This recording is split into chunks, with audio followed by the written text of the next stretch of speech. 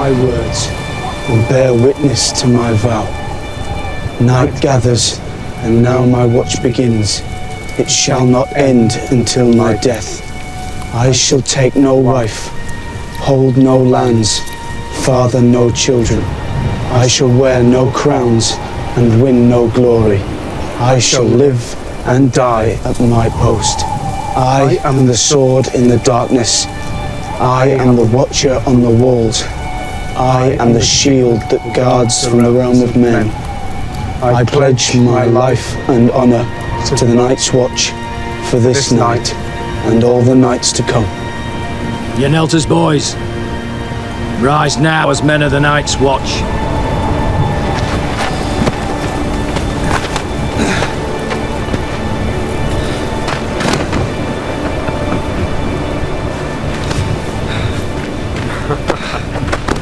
Well done. This is the oath all who come to the wall must take.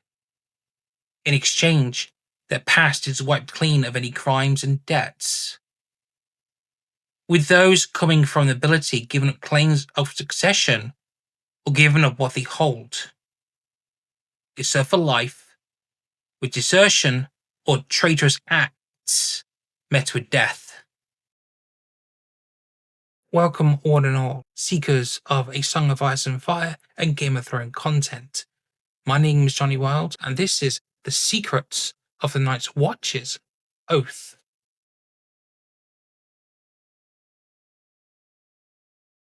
What does the oath mean? What you'll do to investigate the oath, we'll take it line by line, and we'll look at the words, and in some cases, who or what they are making the oath to. Hear my words and bear witness to my vow. Hear my words and bear witness to my vow. Powerful words for honourable people. And they're making it to a weirwood tree that has open eyes and an open mouth. And the eyes seem to be oozing a red substance. Sap, I suppose. Now, who are they making the oath to? Well, it's whoever is connected to the weirwood trees. It's a vow across time. So when this oath was made during the Age of Heroes, they knew the power of the weirwood trees. And so when they make the oath, they're making the oath for all time. Night gathers, and now my watch begins. Night gathers, and now my watch begins.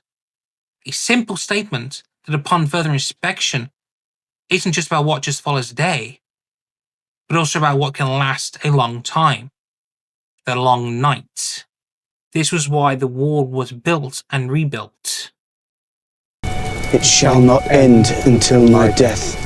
It shall not end until my death is exactly how it sounds. A formal declaration of their watch. They will stay at their post until they die.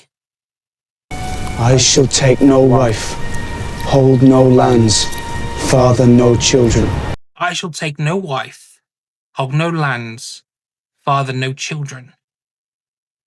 The oath maker is exchanging one set of duties for another, the duties of the wall being seen as more important and just as honourable as marriage, as having children and tending to owned lands, because the threat of the others is a grave threat. Also, the words stop the oathmaker struggling with duties to the wall and to his black brothers versus his family. Though First Ranger Benjen is allowed to go back to Winterfell occasionally because the watch remembers there must always be a Stark in Winterfell, and will send him back when requested and when needed.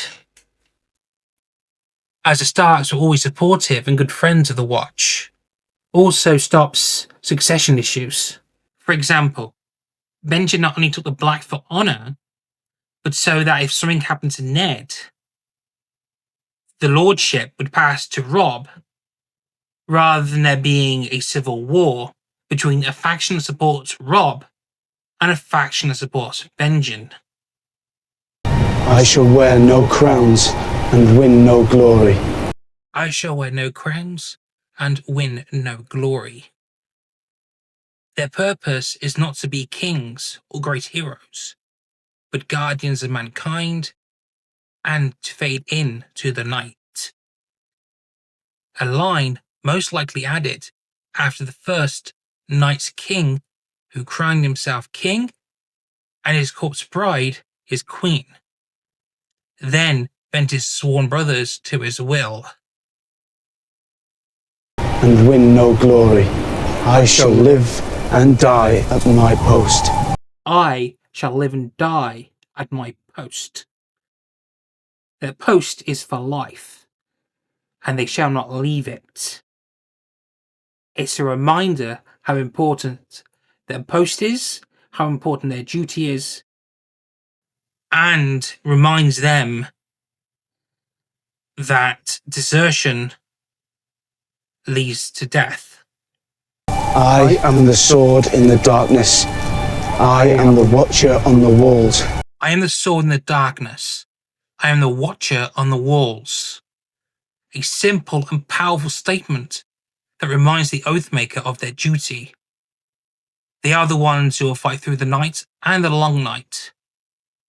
That their job is to also observe the North and await the eternal enemy, the others, always and forever. I am the shield that guards from the realm of men. I am the shield that guards the realms of men. Their true duty to guard the realms of men, not just what is south of the wall, something they have forgotten over the centuries. In other words, they are also supposed to defend and assist the free folk, who they called wildlings. I pledge my life and honour to the Night's Watch for this night and all the nights to come. I pledge my life and honour to the Night's Watch for this night and all the nights to come. This is a reaffirmation of what they just spoke and why. In other words, deserting their post, deserting their duty, tarnishing their oath means death and dishonour. When adapted, the show removed 2 parts of the oath, and now we'll look at it because of how important they are. I am the fire that burns against the cold, the light that brings the dawn. This line tells you exactly how to fight the others without Valerian steel or dragonglass, fire and lots of it, but also what happens when one wins the battle for the dawn. The horn that wakes the sleepers. The horn that wakes the sleepers. A line that could mean the horn that alerts man of the imminent battle. But maybe something more. The horn of winter was said to have been blown to wake giants from the earth, and use it to bring down the ice barrier during the battle against the Night's King during the Age of Heroes. Although man said he had it, others think John and Ghost found it, and the horn is cracked. Personally, I believe it's either hidden in the Winterfell crypts or somewhere on the lands of the Night's Watch. How old is the oath? So, how old is the oath? Well, the oath itself comes directly after the first long night, and that's the one recorded, with Azor Ahai in Etheria Mine being the first Lord Commander. It was he who created the oath, which then was used to go in and out of the Black Gate when a brother of the Night's Watch spoke the oath. Could the Night's Watch have changed the oath in roughly 200 years, at about 7,800? It is possible. The magic would have been known to do so. And if my theory is they added hold no crowns, hold no lands, sire no children, then the oath would have to have been changed magically, with the rearward door of the Black Gate, recognizing the new oath. So there's a bit of an issue with the oath, but that's just my theory. That there are two versions of the oath, with one being prior the Night's King and one being post the Night's King. Now, if you enjoyed this video, please leave a like. This took a very long time to make. It took me about 2 weeks to make, and it's a labor of love. So please, please, please, please, please give my work some love. That's all I ask. Because we can go on to the Azora High video if I get enough likes on this. So thank you for watching. You guys have been amazing. Seriously, this video is just over 10 minutes long. You've stayed here for this long. And as I said before, start off one of these videos. Please enjoy more of my content. And from this video, cheerio.